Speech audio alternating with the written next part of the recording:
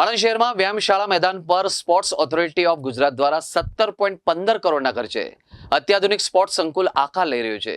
તેને આણંદના ધારાસભ્ય યોગેશ પટેલે મુલાકાત લઈ સ્પોર્ટ્સ સંકુલ અંગેની માહિતી મેળવી હતી અને આણંદની નાગરિકોને રમતગમત સંકુલની સારી સુવિધા મળે એ માટે અધિકારીઓ સાથે ચર્ચા વિચારણા પણ કરી હતી. આણંદ શહેરમાં 17.15 કરોડના ખર્ચે જિલ્લા કક્ષાનો આધુનિક સ્પોર્ટ્સ સંકુલ આકાર લઈ રહ્યો છે. તેનું કામ ઝડપથી ચાલી રહ્યું છે. ત્યારે આજે ધારાસભ્ય યોગેશભાઈ પટેલ સહિત શહેર ભાજપ સંગઠનના પદાધિકારીઓએ સ્પોર્ટ્સ સંકુલ સાઇટની મુલાકાત લીધી હતી અને ચાલી રહેલા કન્સ્ટ્રક્શન અંગે માહિતી મેળવી હતી અને ઝડપથી કામ પૂર્ણ થાય તેમજ આણંદના નાગરિકોને રમતગમત માટે એક સારી સુવિધા મળે તેમજ આ રમતગમત સંકુલમાં તૈયાર થયેલા ખેલાડીઓ રાષ્ટ્રીય અને આંતરરાષ્ટ્રીય કક્ષાએ ઝળકે તેવી આશા સાથે વિવિધ કામો અંગે સૂચનો પણ કર્યા હતા. આ સ્પોર્ટ્સ સંકુલમાં વાતાનુકૂલિત ઇન્ડોર હોલ, 2 બાસ્કેટબોલ કોર્ટ અને kho kho, 2 kabaddi, 4 synthetic tennis court, hockey ground સહિતની સુવિધાઓ ઉપલબ્ધ થશે.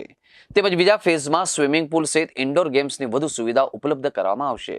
આણંદ જિલ્લાનું રાજ્ય કક્ષાનું આણંદમાં આ સ્પોર્ટ્સ કોમ્પ્લેક્સ બની રહ્યું છે. ખૂબ આનંદની વાત એ છે કે આ ગ્રાઉન્ડ ઉપર જે આ સ્પોર્ટ્સ કોમ્પ્લેક્સનું જેમણે ભેટ આપી છે, આજે એમનો જન્મદિવસ છે અને એમના જન્મદિવસે અમારી ભારતીય જનતા પાર્ટીની સમગ્ર ટીમ આજે અહીંયા સ્થળ મુલાકાતે અમે આવ્યા છે. આજે હર્ષભાઈ સંઘવી સાહેબનો જન્મદિવસ છે, ત્યારે આ જગ્યા ઉપર આવી આણંદના તમામ નાગરિકો વતી અને આણંદના દરેક યુવાનો કે જે રમત પ્રત્યે ખૂબ જાગૃત છે એને માટે હું સાહેબનો ખૂબ ખૂબ આભાર માનું છું.